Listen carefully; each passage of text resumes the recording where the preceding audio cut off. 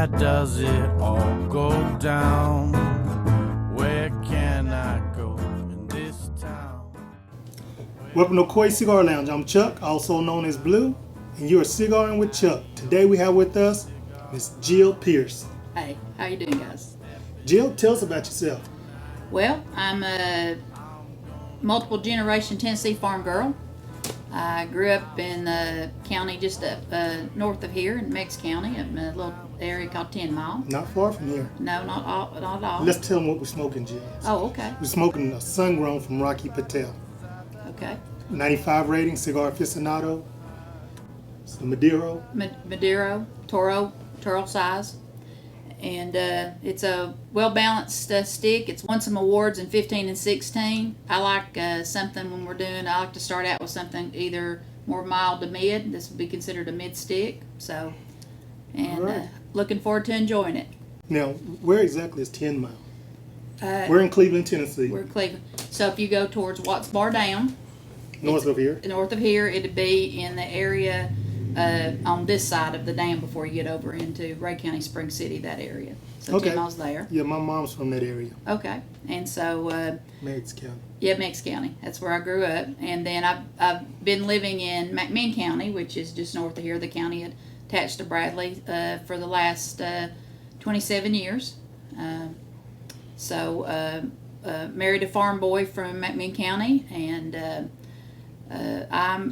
my job, I just retired in August. I was the chief technology officer for McMinn County Schools. That's just a fancy way to say that I was in charge of their technology in the school district. Cool. So tell me about this farm business.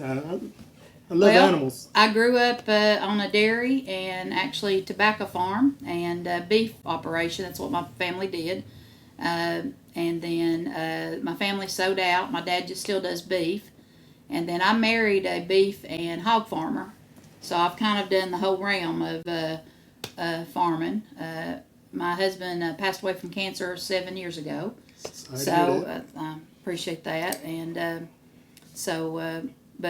yeah, I'm real big on, we raise our own meats and all that kind of stuff like that, and have a pretty good sized garden every year.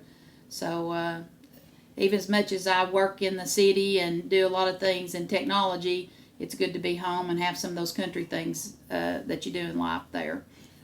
You spend a lot of time on some horses too, haven't you? I've done some horseback riding, stuff like that. I did barrel racing back when I was younger, and wouldn't say that I was great at it, but I enjoyed it. You thrown up a few times? Oh, sure. I don't think you can do anything like that if you don't get hurt every once in a while. What are you getting out of this cigar so far? Well, I like it because it's mid. Like I said, I'm one of these people, I don't like to start with a real heavy body cigar when I start smoking a cigar, because I'm really a social smoker. And but I love the fact that with this type of cigar that it's kind of that mid to mild. It has a great flavor. You kind of can taste, because it's with it being hand wrapped, and it's got a kind of it's done with an oily wrap, so that gives it kind of that smooth thing when you draw on it. This one's kind of a box press. Yeah, box press. Now, my dad used to work with a guy. He's retired, and he had his own farm. I told you about this, and my dad used to bring home gallons. When I was trying to gain weight, he'd bring home gallons of milk straight from the farm. Yeah. My stomach couldn't handle it. And then he would bring sausage, and it would have that, it would be spicy. It was so good to burn your mouth, but you'd be like, it's so good that you just keep on eating, and your mouth would be on fire. But it was so good. Yeah, we do the country sausage mix like the old time, and we pack it ourselves. And we used to sell it individually to people, but now we have to sell it by hogs, because a lot of people don't understand. You can't just sell meat out. I could sell a hog to you, and you get it cut and get your own sausage and stuff. But yeah, that's the nice thing, because I don't have to go out and buy meat anywhere, because we raise it ourselves. It makes it really, it's really nice just to be able to go out to your freezer and grab a steak or hamburger or pork chop, and you don't have to worry about it. That's nice. Now, if someone buy one from you guys, would you process it, or they have to have a processor? We have a processor that does that. So that's the thing.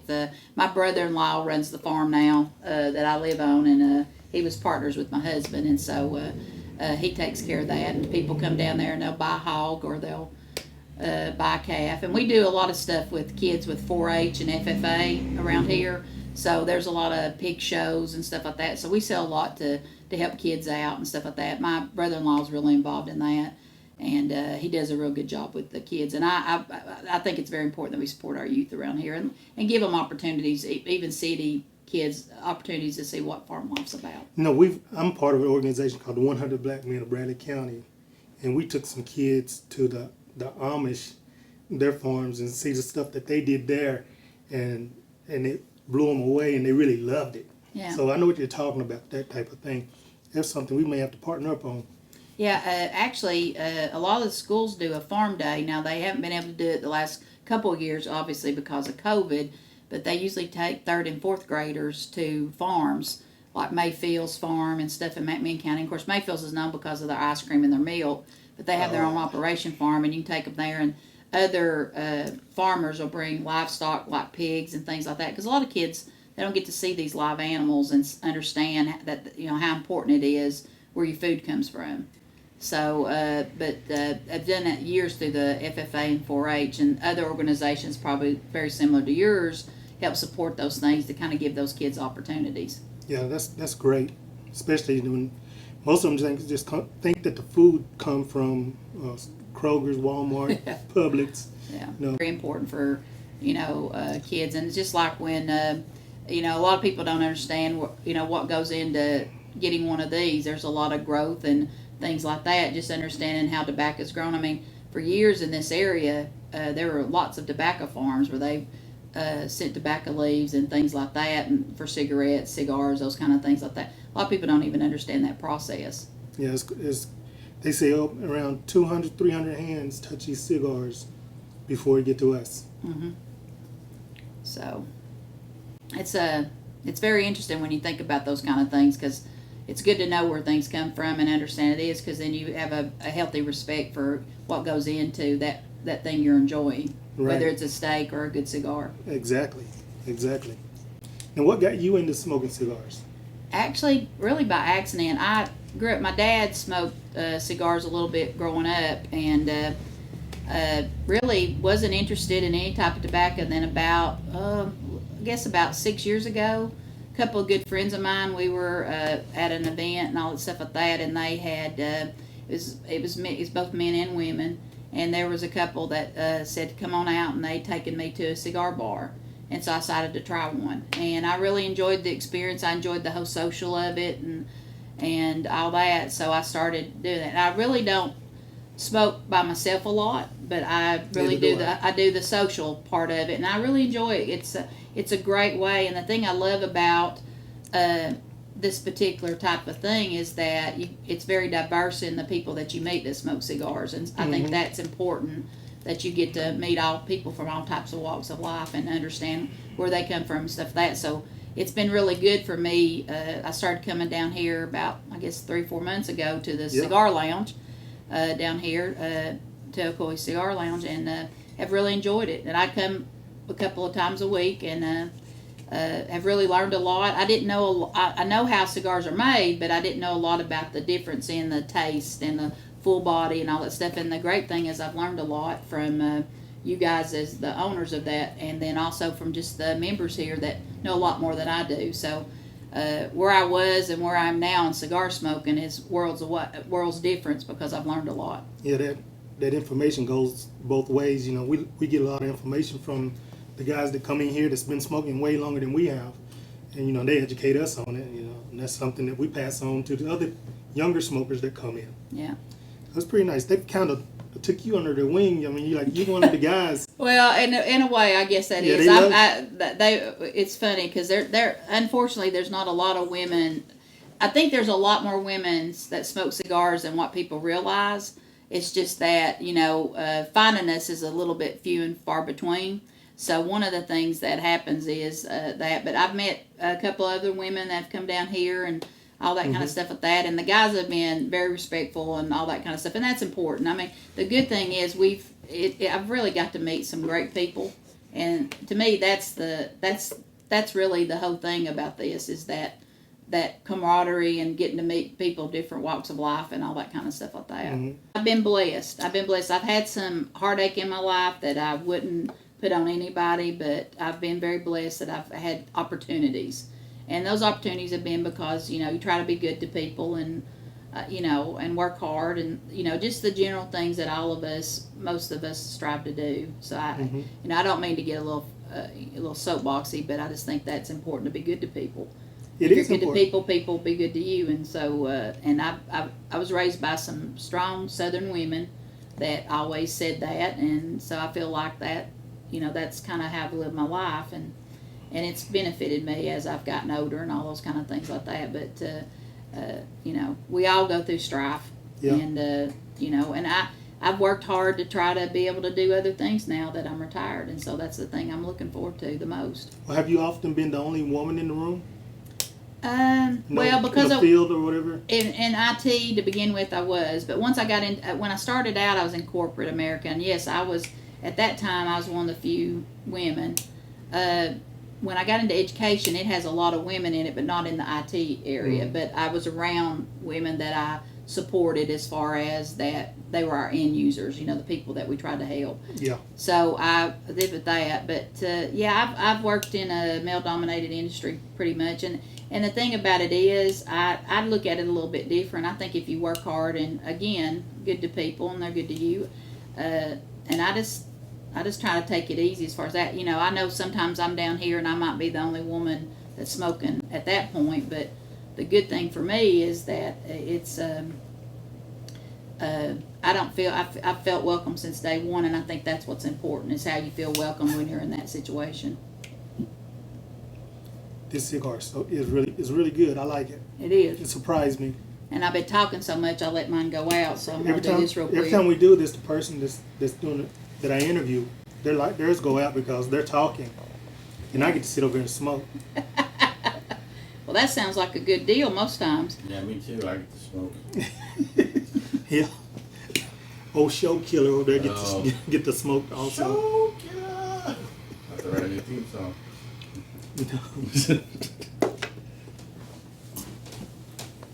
But there's nothing wrong with having to touch it up every now and then. Yeah, It's just part of it. it is. It's a good cigar, though. A lot better than... It is. On the medium side, nice and got a nice flavor to it. You have to get me a few of those. I'm going to have to order another box because every time we do this show, the cigar that we highlight, people come and get it. Well, And this one's half gone, so I'm going to have to get another box. Or well, two. you're probably going to lose a couple of those today. That's okay. That's all right. I'll get those. But Gee, we just have fun here. I mean, we don't claim to be cigar aficionados. We're cigar enthusiasts. We enjoy the cigars. We don't know everything about them. We like learning about them.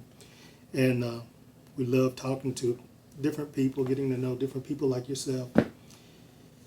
And we want to thank you for coming by and talking to us. And you have anything else you want to add? no, I appreciate the opportunity. I mean, like I said, to me, this is what it's all about, just having a conversation and being able to enjoy a good cigar and just good conversation. And to me, those times are not as frequent as they used to be. People sitting down and just enjoying.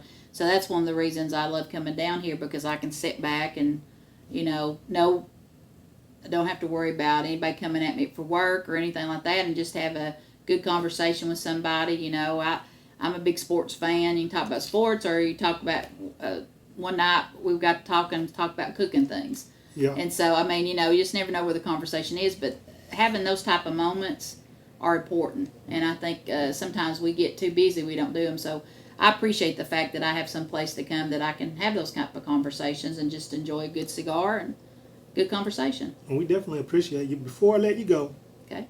you told us about diving with the sharks.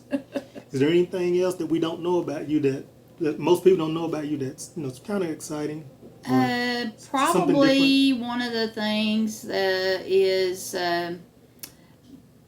you run with the bulls? Or? no. Haven't done that. I've done some other exciting things. I did.